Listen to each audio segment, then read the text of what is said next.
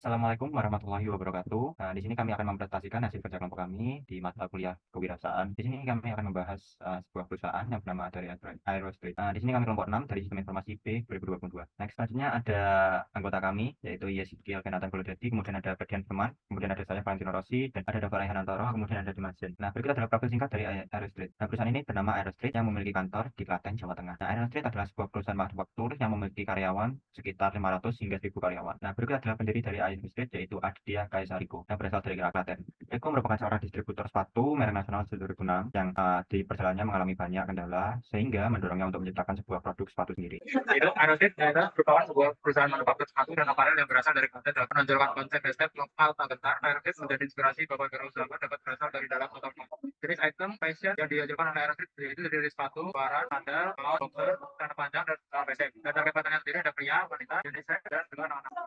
Proses perjalanan Aerojet sendiri yang dimulai dari 2006 sampai 2010 yaitu distribusi sepatu merek lain. Dan 2012 itu awal mulai bisnis sepatu buatan sendiri. Lalu yang kedua 2012 belajar ke negeri Cina, lalu masuk pada 2014 sampai 2019 yaitu Aerojet lahir dan berkembang. Lalu 2020 berarti ke sepatu fashion. Lalu ke tahun 2021 yaitu tahun kolaborasi dan dibukanya kategori aparel. Dan yang kedua ke tahun 2022 itu peningkatan bisnis dan rencana ke depan. Selanjutnya, distribusi sepatu merek lain. Aditya Kaisa Riko atau yang akrab disapa Riko telah lama menjadi distributor sepatu merek nasional seperti APBU bersama keluarganya sejak tahun 2006. Mereka menyuplai sepatu-sepatu secara grosiran kepada retailer. Lalu awal mulai bisnis sepatu buatan sendiri. Riko, seorang pengedar sepatu, seringkali mengalami kendala dengan aturan-aturan dari mitra bisnisnya yang harus diikuti tanpa memiliki kesempatan untuk memberikan masukan pada perbaikan produk. Putusannya untuk membuat sepatu sendiri dihadapkan pada masalah besar ketika tidak menemukan pabrik manufaktur yang memenuhi standar mutu yang diinginkannya di Jawa Timur, menyebabkan produk-produknya mengalami tingkat cacat hingga 60%. Selanjutnya, Riko dan sepupunya Johan pergi ke Guangzhou, Cina untuk membeli mesin manufaktur sepatu karena reputasi negara tersebut sebagai pusat manufaktur terbesar dan termurah di dunia. Mereka menemukan mesin produksi sepatu dengan model injeksi yang memiliki biaya produksi lebih rendah daripada model lain. Setelah membeli mesin tersebut, mereka menghabiskan 2 minggu di pabrik di Cina untuk mempelajari pengoperasiannya menggunakan aplikasi penerjemah untuk komunikasi. Proses tersebut diharapkan memberikan mereka kendali lebih besar atas produksi sepatu mereka sendiri dan mengurangi ketergantungan pada pihak lain dan meningkatkan efisiensi produksi dengan biaya yang lebih rendah. Selanjutnya, Aerostreet ini lahir dan berkembang pada tahun 2014. Riko mendirikan